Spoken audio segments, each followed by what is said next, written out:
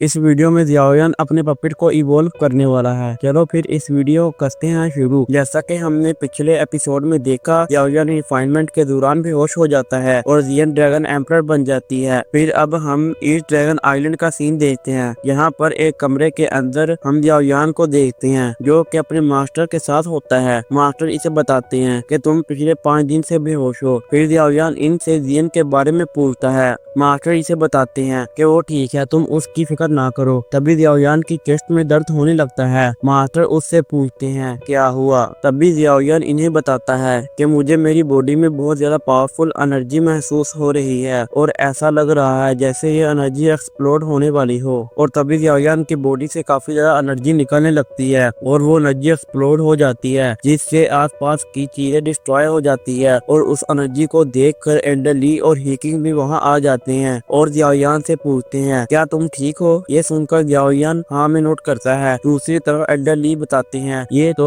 Dragon Phoenix fruit की energy है। इधर मास्टर भी जियाओयान से कहते हैं कि जियन ने तुम्हारी बॉडी में ड्रैगन फिनिक्स फ्रूट की एनर्जी डाल दी, लेकिन तुम्हारी बॉडी इस एनर्जी को कंट्रोल नहीं कर पाई और वो एनर्जी एक्सप्लोड हो गई। तभी जियाओयान हिकिंग से पूछता है क्या जियन रिट्रीट से बाहर आ गई और वो कहाँ है। यह सुनकर हिकिंग जियाओयान को बताता है कि जियन ने अभी तक ड्रैगन फिनिक्स फ्रूट की पूरी एनर्जी को रिफाइन नहीं किया और वो वोल्केनो के अंदर उस एनर्जी को रिफाइन कर रही है। और वो जियाओयान को बताता है कि जब जियन रिट्रीट से बाहर आ जाएगी तो मैं तुम्हें बता दूंगा। इधर जियाओयान हिकिंग से किंगलिंग के बारे में पूछता है। ये सुनकर हिकिंग जियाओयान को बताता है कि वो लड़की फाइट के दौरान काफी घायल हो गई थी और एशियन सरपेंट की सोल बॉडी ने उसको अपने कंट्रोल में करने की कोशिश की, लेकिन अब तुम इसकी फिक्र ना करो, वो ठीक है और ड्रैगन टॉम में खुद को रिकवर कर रही है। तभी एंडर ली जियाओयान से कहते हैं कि तुमने जियन को बचाकर हमारा ड्रैगन क्लैन के ऊपर एक एहसान किया है और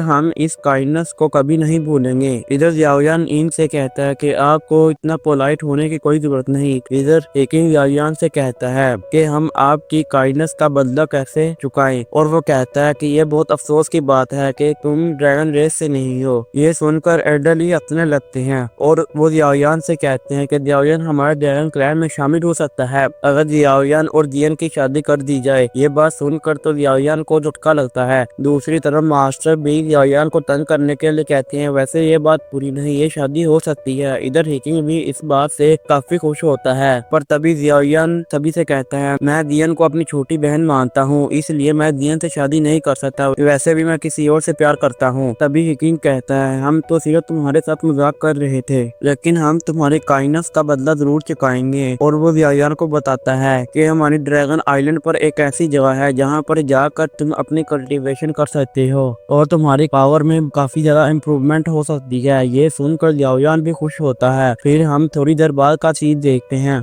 जहाँ पर जियाओयान और मास्टर हिकिंग के साथ एक जगह पर आते हैं जहाँ पर थंडर लाइटनिंग हो रही थी और ये वही जगह होती है जिसके बारे में हिकिंग जियाओयान को बता रहा था। इधर जियाओयान उस लाइटनिंग को देखकर कहता है ये तो पिल गैदरिंग कंपटीशन में होने वाली लाइटनिंग से भी ज्यादा पावरफुल है। तभी हिकिंग जियाओयान को बताता है ये हमारे ड्रैगन आइलैंड का थंडर पूल है और ये थंडर पूल काफी ज्यादा खतरनाक है, यहाँ तक के हमारे ड्रैगन क्लैन के कुछ ही लोग इसके अंदर जा सकते हैं। इधर मास्टर जियाओयान को बताते हैं कि इस थंडर पूल के अंदर बॉडी को टेम्पर किया जा सकता है जिससे फिजिकल स्ट्रेंथ में भी इम्प्रूवमेंट होगी। इधर जियाओयान इस थंडर पूल को देखकर सोचता है कि इस थंडर पूल में मेरा पपिट भी रिकवर हो जाएगा और बाकी के जो 10 पपिट हैं वो डोजन लेवल में भी ब्रेक थ्रू कर जाएंगे, जिससे मेरे पास 11 डोजन लेवल के पपिट होंगे। ये सोचने के बाद जियाओयान इस थंडर पूल के अंदर चला जाता है। जैसे ही जियाओयान उस पूल के अंदर इंटर होता है उसके ऊपर थंडर अटैक होते हैं, मगर जियाओयान उसे आसानी से डिस्ट्रॉय कर देता है। पर तभी उस थंडर के अंदर से थंडर ड्रैगन निकल कर बाहर आते हैं और वो जियाओयान के ऊपर अटैक करने लगते हैं, पर जियाओयान इनके ऊपर अपने फिस्ट से अटैक करता है जिससे वो ड्रैगन डिस्ट्रॉय हो जाते हैं। और फिर जियाओयान उस पूल की गहराई में जाने लगता है जिससे जियाओयान के ऊपर थंडर अटैक होते हैं, मगर जियाओयान अपनी हेवली फ्लेम से खुद को प्रोटेक्ट कर रहा होता है। तभी जियाओयान एक जगह पर आकर रुकता है जहाँ पर थंडर एनर्जी काफी ज्यादा होती है। फिर जियाओयान अपनी मॉर्निंग पपिट को बाहर निकालता है जो के बाहर आते ही थंडर को अपनी बॉडी में अब्जॉर्ब करने लगता है, जिससे उसकी बॉडी पर मौजूद क्रैक दोबारा से ठीक होने लगते हैं और वो अपने बाकी के पपिट को भी बाहर निकाल लेता है, जिससे वो पपिट वहाँ की थंडर पावर को अब्जॉर्ब करने लगते हैं और जियाओयान इनके दरमियान में बैठकर कल्टीवेशन करने लगता है। फिर हम 2 महीने बाद का सीन देखते हैं, जहां पर हम थंडर पूल के अंदर एक ओल्ड मैन को देखते हैं जिस पर थंडर अटैक हो रहे थे और वो उस थंडर अटैक से बचकर भाग रहा होता है। लेकिन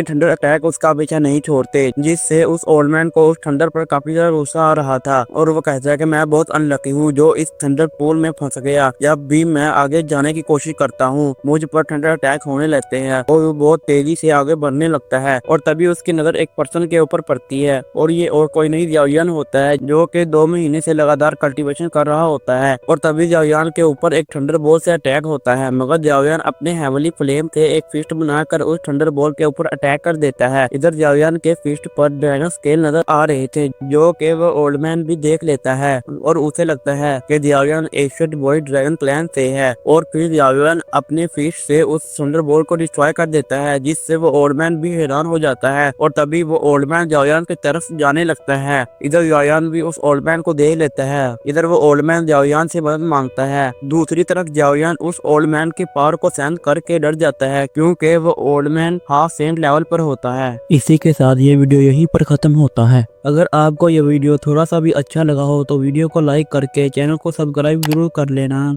मिलते हैं अगली वीडियो में, तब तक के लिए बाय बाय।